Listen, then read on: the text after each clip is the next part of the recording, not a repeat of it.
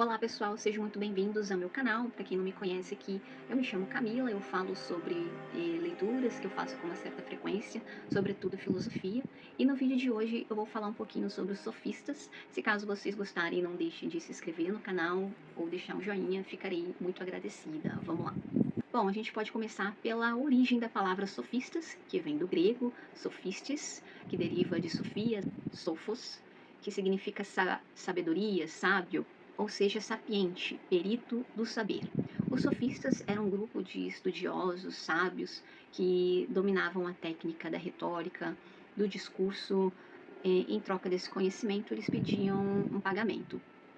Bom, mas só para contextualizar um pouquinho, antes desses estudiosos, o que era comum era os conhecidos hoje como pré-socráticos.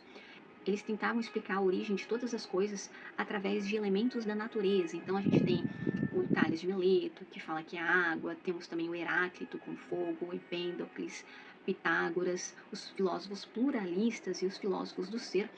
Então o que aconteceu é que se esgotou todas as possibilidades de encontrar, né, nessas discussões uma explicação para a origem de todas as coisas, e é aí que a gente pode falar e pensar nos sofistas. Os sofistas mudam o eixo do discurso, saem da physis, que é a natureza, e colocam o homem no centro. Ou seja, tudo que concerne ao homem entra em voga e os sofistas começam a discutir. Por exemplo, ética, arte, política, educação, linguagem. Então, isso foi muito importante até mesmo para o aparecimento de outros filósofos, sobretudo Sócrates, Platão. Aliás, vou abrir também aqui um parênteses, Platão, Aristóteles, eles advertiam sobre os sofistas e seu conhecimento, principalmente do ponto de vista moral e pela inconsistência teorética. Então, eles também, por outros filósofos, sobretudo Platão, eles não eram bem vistos. Vou falar também aqui sobre mudanças importantes, principalmente nos aspectos socioeconômicos e políticos, que ajudaram muito o aparecimento e a filosofia dos sofistas, que se tornaram muito famosos naquela época. Bom, nós tivemos o que acontecia era uma crise da aristocracia, principalmente porque o demos começava a ter muito controle e voz sobre a política. Quando eu falo demos, é que eu estou falando povo. Então, com toda essa conturbação política também, não obstante a gente tinha grandes mudanças econômicas, porque a Grécia ela saiu de um país que era muito agrícola e eles foram mudando para o artesanato, o comércio foi ganhando muito espaço e o homem ele começou a ter uma certa liberdade, né? O povo começou a ter liberdade, não apenas no pensar, mas também de ir e vir.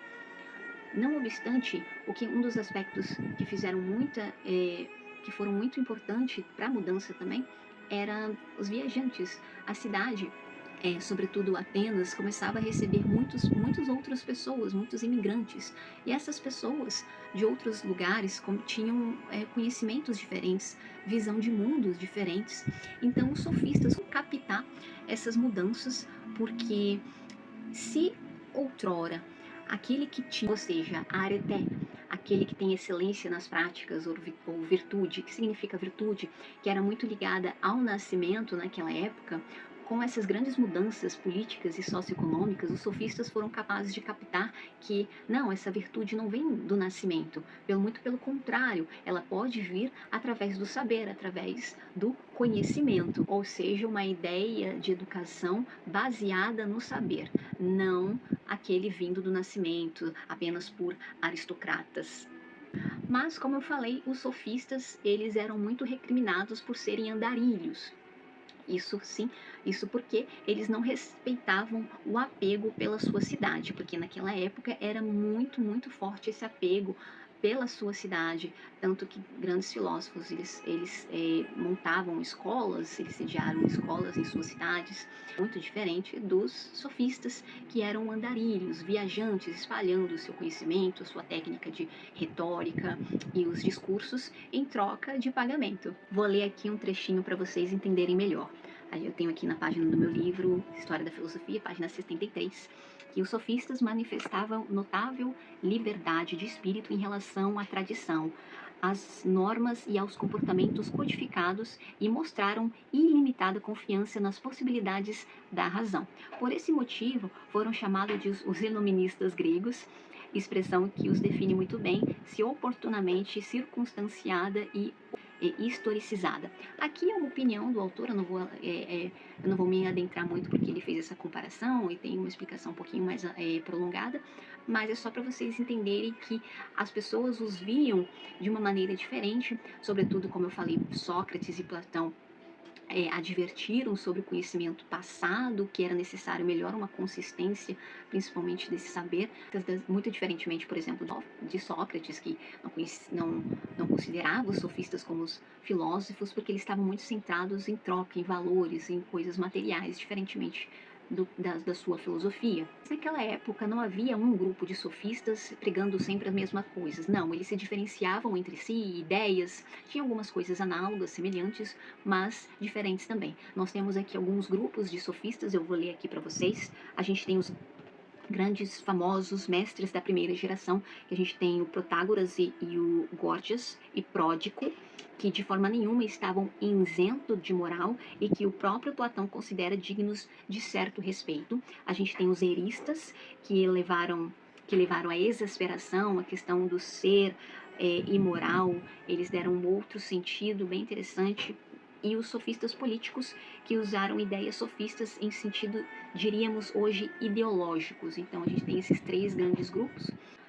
Bom, como eu falei, eu não vou me prolongar muito no vídeo, não é minha intenção. Espero que vocês tenham gostado um pouquinho sobre o que eu falei sobre os sofistas. Se vocês chegarem até o final, não deixem de deixar um joinha, se inscrever no meu canal. Aqui eu falo sobre livros, leituras que eu faço e filosofia também, como estudiosa de filosofia. E vejo no próximo vídeo. Tchau, tchau!